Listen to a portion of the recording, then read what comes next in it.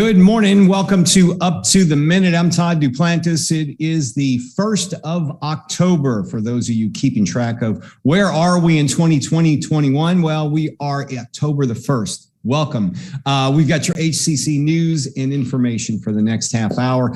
And the return of Frank Cooper back on the show. Frank is joining me. He's my co-host. Before we get to our HCC guest, we're going to check in with Frank. Good to see you, Frank. How are you? What's going on, HCC Universe? I'm doing good. Just enjoying this beautiful rainy Friday. It was hard to get up. The window pane was hitting with those raindrops. Yes, it was a rainy morning. They say it could rain through tomorrow. But the good thing, Frank, they're saying for the next week, we look like clear sailing. Beautiful days, low 80s, maybe in the mornings in the upper 60s or low 70s. So should be your typical fall weather in Houston returning next week. By the way, we're back on HCCTV with this show. If you don't catch us live on Facebook or YouTube at 10 a.m., you can watch us on HCCTV at noon and 5 p.m., but you can always follow us in social media, Frank. Absolutely. So we're on YouTube Live as well. Hit the notification bell to watch all the latest episodes or even past episodes. Facebook, LinkedIn, and also Twitter as well. So check us out. See all the latest campus interviews with all of our HCC Universe members. That's right. And it's a sad week for Frank because his Chiefs lost last week. And hey, the Astros, they're going to the playoffs. They clinched the division. We'll talk more about that. All of that and more coming up later in the show. But first, we got a couple of interviews. We've got two guests this morning. First one, Pedro Rivas is the program director of the Houston Latino Film Festival, and he's our #Film Friday guest. Good morning to you, Pedro. Morning. Thanks for the invite. Yeah, thanks for being here. We're looking forward to hearing about the film festival. So stick around. We will check in with you in about 10 minutes. But right now, we're going to take you out to HCC Northeast, the director of the Honors College. Congratulations on the title, Carolyn Cross. Good morning to you, Carolyn. Good morning. Good morning, Todd. How are you doing? We're doing good. Welcome back to the show. I know you were the program coordinator for Speech and Communications Department, right? And you're now the director of Honors College. Congratulations. Yes, I am. Thank you. Yes. Go ahead. No, I was going to say before you get, because we want to know more about the Honors College. It's an incredible program we're going to talk about. But tell us a bit about your history at HCC. All right, my history. Before I became, I was adjuncting for 1 year before I became full-time faculty, August 2015. I used to be a high school teacher. My entire career, since from 2006 to 2015, and transitioned to HCC full-time. From there, I served in the department, taught in the department, became interim program coordinator, voted in as a program coordinator, worked in several committees, still kind of transitioning my replacement, James, working with him. So I'm still kind of in that capacity, just making sure that he has a smooth transition into his position as and in my new role as the director. And the Honors College itself, incredible program. And we always have a lot of students who've gone through the Honors College. They're now working and they've come back on the show and just really sang the praises of it. Maybe you can tell us about the current plans for the Honors College at the Northeast College. Current plans, my biggest thing is recruiting students. This is the very first semester. I'm the inaugural director. And so my biggest goal is to recruit and get students. Currently, we have 6 freshmen, 1 sophomore, 7 students total, which was more than our projected goal that we had for students, I should say, because I got hired in the summer. So working in the summer, recruiting, using my network of people, being that I used to be a high school teacher, I'm able to network with a lot of former colleagues and former coworkers to get students. And so our biggest goal right now is recruitment, getting those numbers up. Currently, I'm about to start getting back into the streets of Northeast area, these high schools, and start getting recruiting again. Currently still recruiting for January for students that are interested in enrolling for the spring semester. I am accepting students and accepting applications for spring. We are going into 2022, spring 2022. Yeah. Also, I have some cultural events planned for our students, working on getting tickets for the Urban Nutcracker because the theater district's opening back up. and working on a big service learning project with my colleague, Dr. Nick Rangel. And I imagine you're excited to get back into in-person things. I mean, the students are returning to campus on Monday, October 4th. You are going to be holding things in person. Any plans, maybe looking at the future as to maybe some international trips? I know that's a big thing for the Honors College. That is a big thing. That is something that we are actually currently discussing. And if we can't go abroad, which I hope that we do, because I actually love traveling abroad. It's one of my passions. And taking students with you to experience other cultures is an amazing opportunity. If not, hopefully we can still get to travel maybe somewhere in the United States. But that is something that's currently in the works, being that the world is slowly opening back up. And hopefully if we continue to do what we're supposed to do as public citizens, then we can possibly make that happen. I know the Chancellor really is kind of taken the Honors College under his wing since he's arrived here and a few years back. And he's attended on these international trips in the past. He's gone with the students. And when I've talked to some of the students about those trips, they said, you know, one of the coolest things is being able to hang out and talk and converse with the Chancellor of a major college. I mean, he actually spends times with them. Yes, from my experience and talking with my colleagues, that is one of the perks, because how many students can actually say that they sat down, broke bread, had dinner, lunch, and traveled and walked across other oceans and walked the streets of London or Paris with their president, where, you know, a lot of students can't say that the president, the chancellor of their institution knows them by their name. So I think that is an amazing opportunity. And it's a major benefit and perk of being part of the Honors College, because a lot of students can't say that they can sit down and have dinner with their chancellor. That's one of the perks you mentioned right there. But when you go talk with a student, what's the selling point on getting them into the Honors College? The selling point is the tuition, the scholarship. Your tuition is covered. You have a scholarship that covers all of your tuition. You have a book scholarship. We don't want our students to come out of pocket because it's a benefit, it's a perk. And then also they get the honors credits. The honors credits make them stand out against other students when they're applying to these four-year institutions. Those honors credits helps them get scholarships to the four-year institutions. But one of the biggest perks is the scholarships, the tuition scholarship, the book scholarships, traveling abroad, the cultural events that we take them to in Houston, and even being part of a small cohort that's like a family. That's something that I value. I am big on relationships. My background is communication, culture and communication. So I'm really big on building relationships and rapport with students. And that is something that I want my students at my campus to have and feel like a family. We're going to matriculate through these classes together. And when we transition to our institutions, still maintain that bond when we transition and graduate from HCC. When you meet with, I imagine the demand would be great to get into the Honors College. Are there qualifications? Do students have to meet a certain grade point average? Do they have to take a test? Do they have to meet with a committee? How does it work to get accepted into the Honors College? So the process is fill out an application. There's on our website, our HCC website, there's an Honors College application link.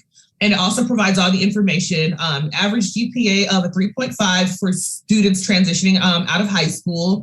If you don't have a GPA of 3.5, we also look at your letters of recommendation and the essay that you write. And so we put all of that in consideration as well when we review students. And after we review applications, you then come in for an interview, come into our offices, have a conversation with you. It's more of a conversation than an interview, but trying to get to know you and look at your leadership skills. And from then on, make a decision and let them know if they've been accepted to the program.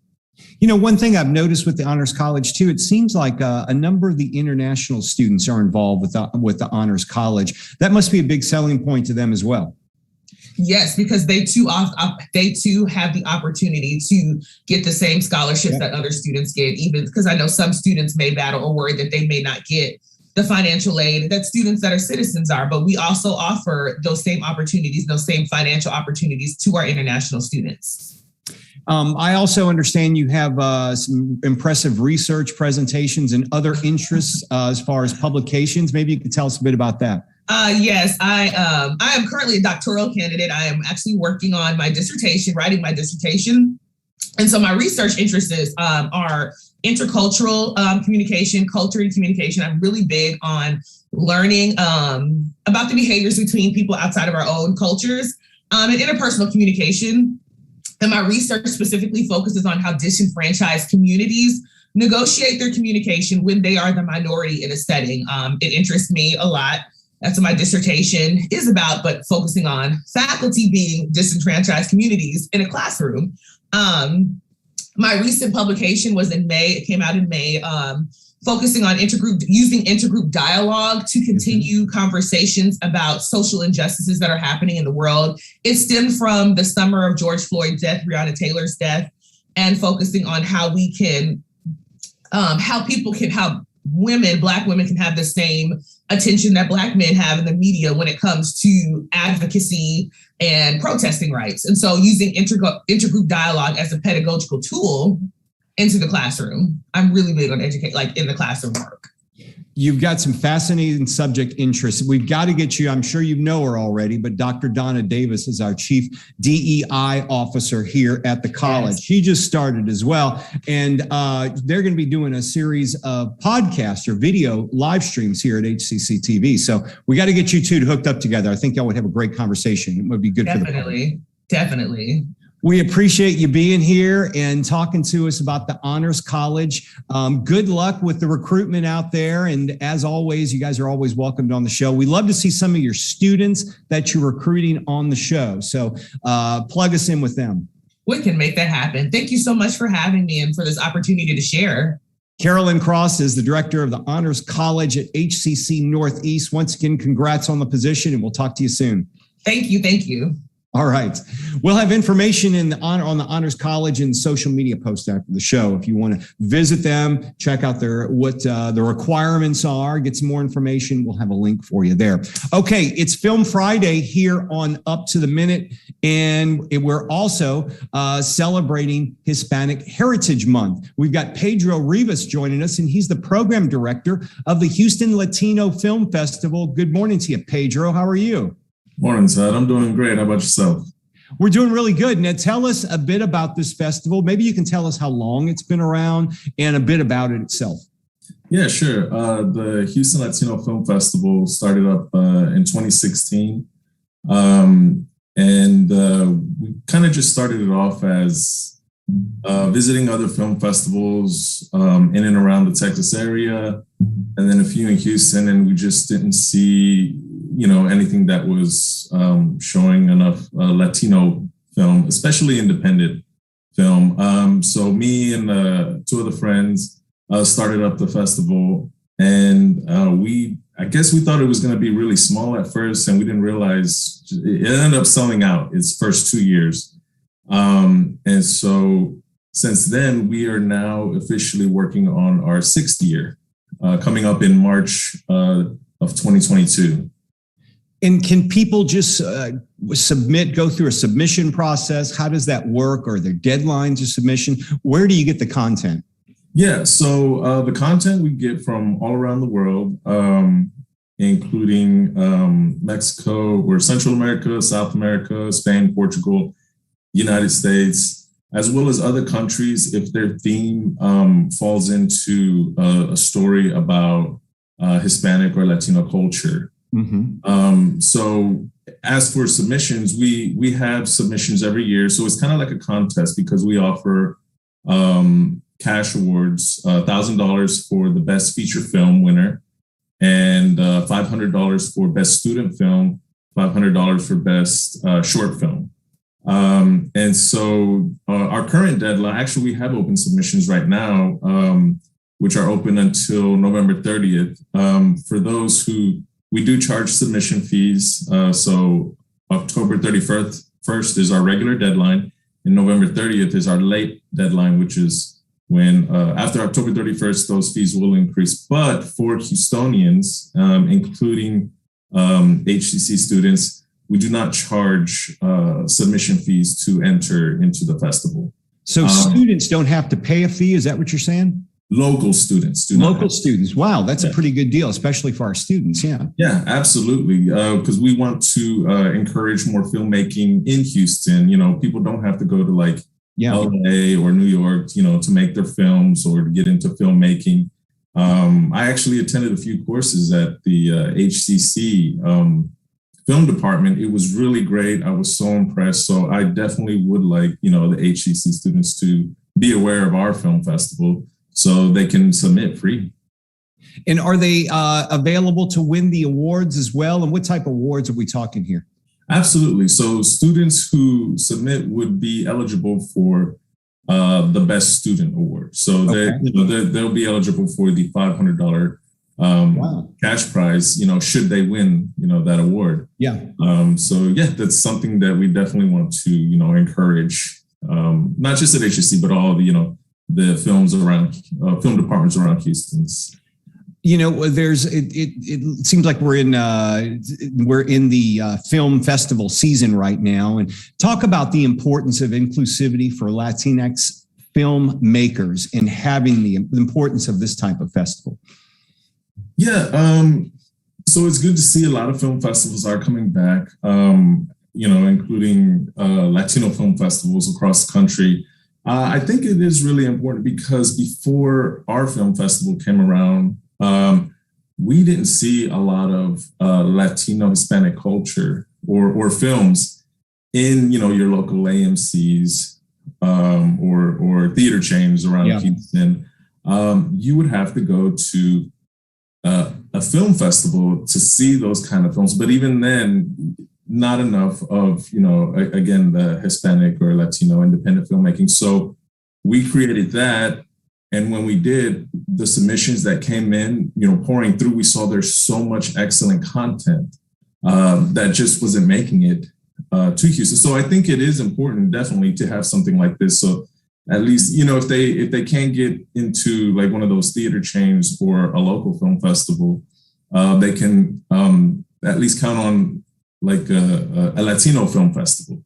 So I think that's something, it's encouraging and helpful, informative, to those who want to put their film out there. And where can people see the films? Do you have one specific venue, and how would they go about seeing the films? Is there a website they can go to as well? Yeah, so they'll be able to go to HoustonLatinoFilmFestival.org. We are going to have a streaming platform in our 6th annual Houston Latino Film Festival this March 2022. But our main base will be the Match, the Midtown Arts and Theater Center of Houston. We've been working with them since year one, kind of growing with them. And we started in one box. They have 4 boxes, one theater at their location. And now we're planning to use all 4 of their theaters. Wow.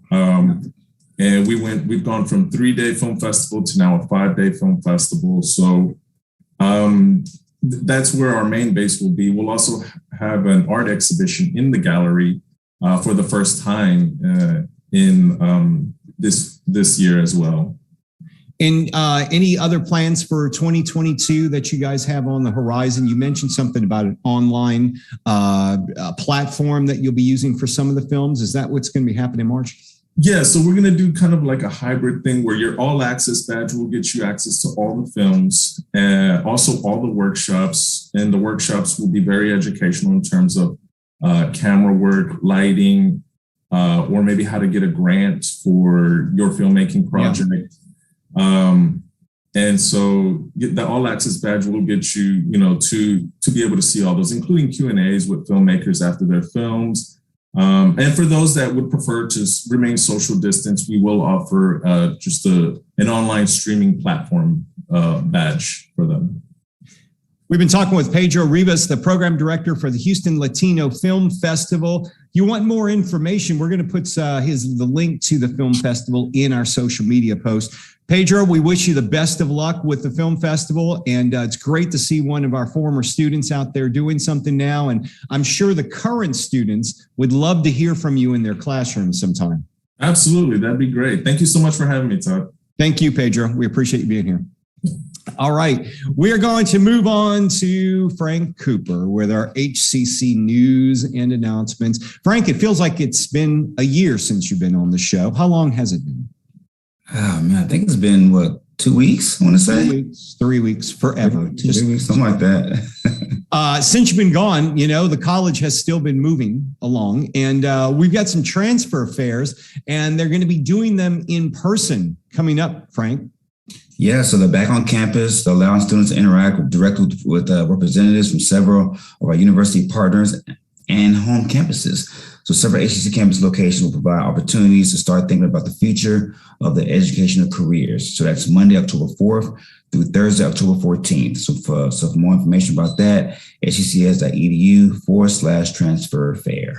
All right, all majors career fair. Looking for a job? This is the place to go. This career fair is coming up. Have your resume ready and be ready to impress, because there will be employers there who will be looking to interview you for a job. That's right. It's happening Wednesday, October the 6th, 10 a.m. to 1 p.m. For more information, you can visit hccs.edu/CareerHub. Register for today. We'll also have that link in our social media post. Frank, I want to skip down to the new code of conduct, because that's some important information for our students. With the 2021-2022 HCC catalog and student handbook published in a new online format, including the student code of conduct, check your emails to access the main webpage, which can be found under the student rights and responsibilities. If you have any questions at all, contact Dr. Chastity Holloman Douglas or Dr. Karen Gurton Snyder. We'll have their emails in our post right after the show. And textbook savings. We're looking at ways to provide you textbooks either free or at little cost for you. How do you do this? Well, there are three options within HCC's textbook savings programs initiatives. One of them is zero cost books. Students will have no textbook costs using only free open educational resources that are available online. Second option, low cost books. Course materials are available for $40 or less. And the third option is called First Day Inclusive Access. For more information, you can contact instructors Donald Parker or Nathan Smith. We'll have some information in our social media posts. It's a great program if you're looking to save some money, and it hopefully will save thousands of dollars for our students in the long run. Registration underway for some short sessions here at HCC. So if you are looking to register, you still got time for some very short sessions before we wrap up this fall. Students are returning to classes in person on Monday, and then we're going to start fall registration or spring registration in the next few weeks. Go to hccs.edu/now for more information. So Frank, big news has been going on over the past week, I should say. Last night, the Astros clinched the division, so they're going to the playoffs again. They did. Did you check out Dusty Baker drinking beer out of her shoe yesterday? I saw that online just before the show started. It was pretty crazy on his part. Why not? I don't know if I could drink COVID, beer you think drinking out of a shoe is a problem? Say it again. I said, we've been through COVID. You think drinking out of a shoe is a problem?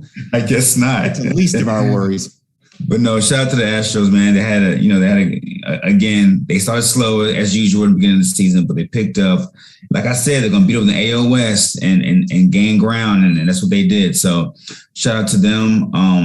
The matchup I'm waiting to see is Houston and Chicago. I think those are two evenly matched teams. Chicago's starting pitching versus the Astros offense. It's going to be a great matchup if that does line up to happen. So I'm looking forward to it. Well, I'll put you on the spot because you picked the basketball championship teams. Who are you picking for the World Series?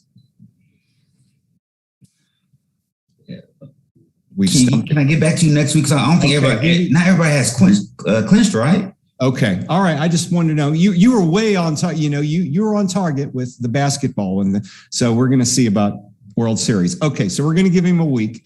We'll see if Frank will pick our World Series teams and the champion. So we'll wait and see till next week on that.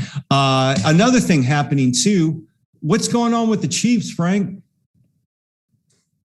Our run defense is as bad as advertised, if not worse. Losing Frank Clark in the first couple games, not being able to bring pressure at all on the quarterback.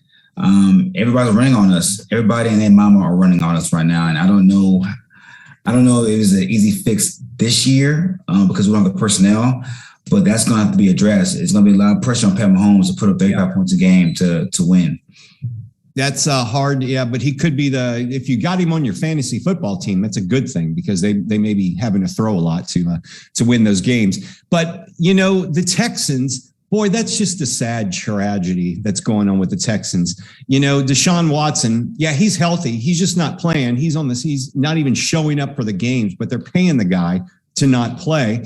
Tyrod Taylor looked on fire when he did play. But the problem with Tyrod Taylor is he can't stay healthy throughout a whole game, much less a season. He goes in one game, he's out, and when he's in, the guy could be an MVP if he continued staying in there. You know what? I really feel bad for Mr. Taylor, man. Look at his last 4 years as an NFL pro. I know. Buffalo, He lost his job to Josh Allen. Yep. Goes to Cleveland, loses his job to Baker Mayfield. Yep. Goes to LA, gets hurt, gets misdiagnosed by the training staff with the Chargers, loses his job to Justin Herbert. Yeah. Then gets hurt. Now the rookie quarterback from Stanford is the quarterback right now. It's just he's had bad luck. Well, the good news for him is I think if he can get healthy again, he's not going to lose his job to Davis Mills. That ain't going to happen because there's a question whether or not Davis Mills should even be playing football at this point, or should have been drafted. But that's neither here nor there. He's all we got. And I was thinking of the last couple of days that we were going to hear some Deshaun Watson trade news because the deadline's coming up, I think, tomorrow. We could hear something today because I hear Philly's still interested, very hot on him, and that Miami wants to get the deal done. And the Texans have kind of lowered their asking price. Yeah, I was, Ty and I, we talked about this, throughout the summer. And I was all about, hey, trading Deshaun Watson, get the deal done. I don't know if it suits the Texans to do it now, only because if you're the Dolphins, you're the Eagles, if you're whoever that wants them, Atlanta, that there's still pending stuff going on with off the field stuff, and then. With it being mid-season, are you gonna get the best deal possible? I'm starting to think maybe wait till next March when things settle. And I hear what you're saying, but if I'm the Texans, I want to get rid of this hot potato as quickly as possible. It's burning my hands, and I want to hand it off and be done with it because it really has become a big problem for the team. Put aside what's going on legally with him, but he's not playing. They just need to move on. Yeah, and I think what makes it tough as well, when they gave Deshaun that long-term deal, he has a trade veto. So he can veto pretty much any trade. I think the list of teams that he suggested are teams that he will approve. Yeah. So giving that no trade veto exception, it makes things even more dicier.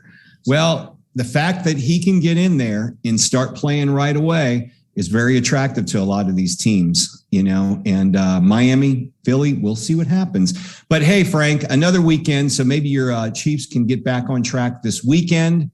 And next week, folks, on this show, Frank is going to make his predictions for the World Series.